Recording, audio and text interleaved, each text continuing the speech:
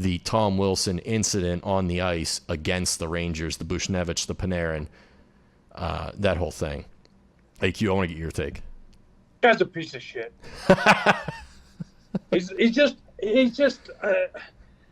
there's far too many instances over the years where it's just dirty shit. And it's just extra shit. The league has done a nice job of cleaning the game up, going away from a lot of the stuff, and he just continues to do the same old shit. And they're looking for it, and he knows that max fine's $5,000, and to him it's nothing. It's like, whatever. Like if I can makes 5.1 million a year and do whatever it is. He's getting 5.1. Yeah, big tickets. Jesus. And that's the other thing that I've had conversations about is he's actually a pretty fucking talented hockey player. Doesn't need to do a lot of the shit he does. He's very good, and he can score. He can hit. He doesn't he goes over the line a lot of times, but he can play physical without doing it if he wants to. 100%.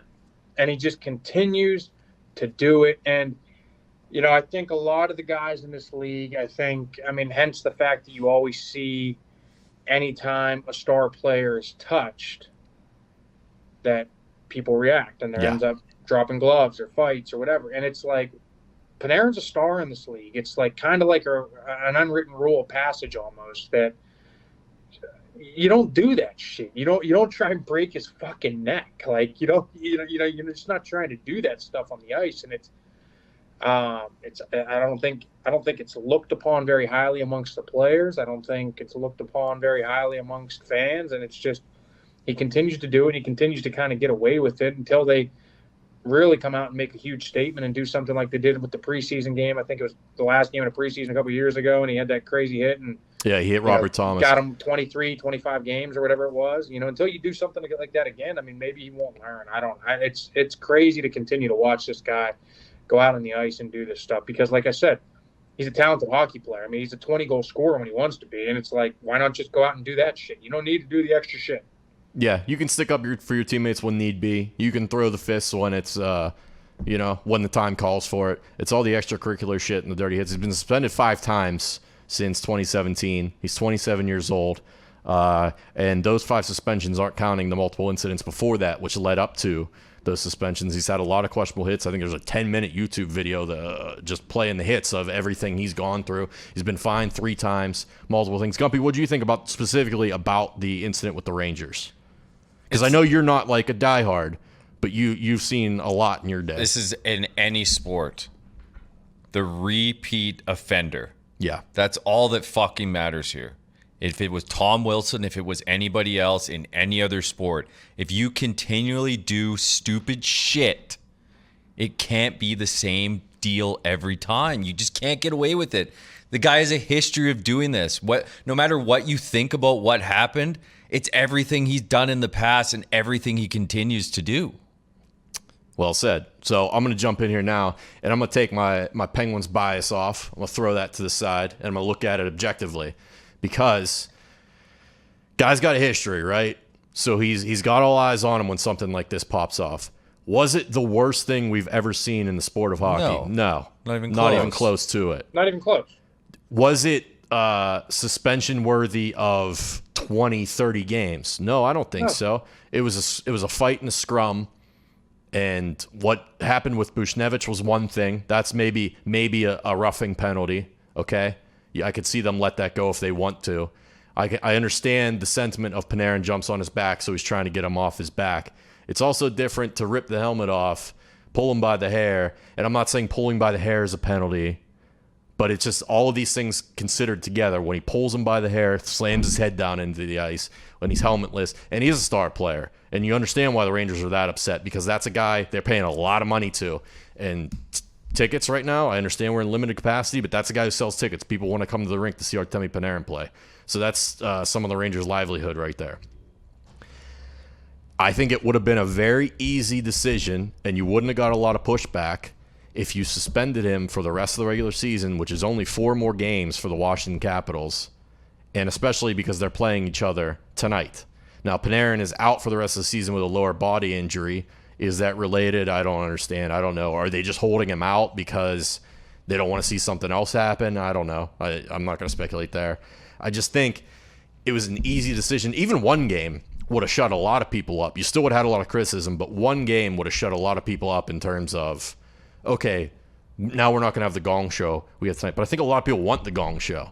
And, putting my Penguins bias back on now, I'm not a fan of either of these teams. So if they want to go out there and kill each other, okay.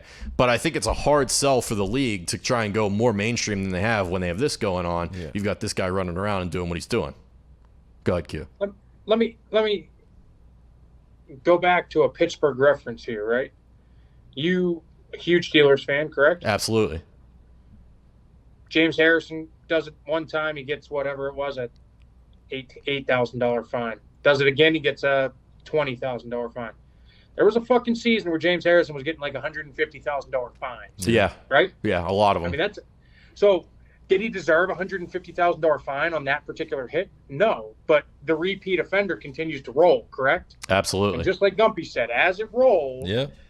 Like, I don't give a shit. Like, if last night didn't, I mean, at the end of the day, he still tried to pedigree somebody and punch somebody else in the back of the fucking head. Like, and if you're letting him play tonight, you're leaving the door open to this turning into an absolute fucking circus. Oh, I know. And you could have just given him one game just so he wasn't going to play this game. You leave that door open for an absolute fucking circus tonight. Which takes us down the whole other avenue here of, so after the game, the Capitals put out that meme. I'm sure you guys all saw it from their Twitter account. I think everyone in the world thought that was dumb. Of course, Caps fans ate it up, but I understand that sentiment of like wanting to stick up for your guy, because like as a Penguins fan, we had Matt Cook for years, and Tom Wilson is a much better player than Matt Cook was, and Matt Cook, he rode the line and often crossed it. A lot of times he crossed it, and you want to stick up for the guy because he's on your team, but at the same time, like I think a lot of people, even Caps fans now, deep down know like, man, this guy's kind of fucked up. Like, shouldn't be doing this. So I do understand that sentiment. It's just at some point you have to find where that line is with yourself and say, okay, enough's enough. I don't really care what happens to this guy anymore. And I definitely see some out there, Cavs fans, who are like, we're kind of sick of this guy's shit. It just seems like it's one thing after another. He doesn't really learn. So I get that. But the meme, like the Capitals buying into it and pumping that out there and pumping everybody up, I don't love. It's like, come on. You're supposed to be a professional team in a professional league, and it just makes everything look like a garbage league. And then the fine, the suspension, I understand that's a maximum allowable fine by the CBA, but like we're hammering the point home. You suspend him for 1 or 2 games, and granted, back to the original point, what he did may not have been suspension worthy for someone else, but because this guy's a repeat offender with a history and all eyes are on him, that's why everyone's kind of hammering it home. Like, and a lot of people will say he's unfairly picked on. I saw Lars Eller talking to the media today in a press conference saying like, "Oh, I saw Sidney Crosby do something similar, and I think everybody looks at Tom because of who he is." Yeah, no shit.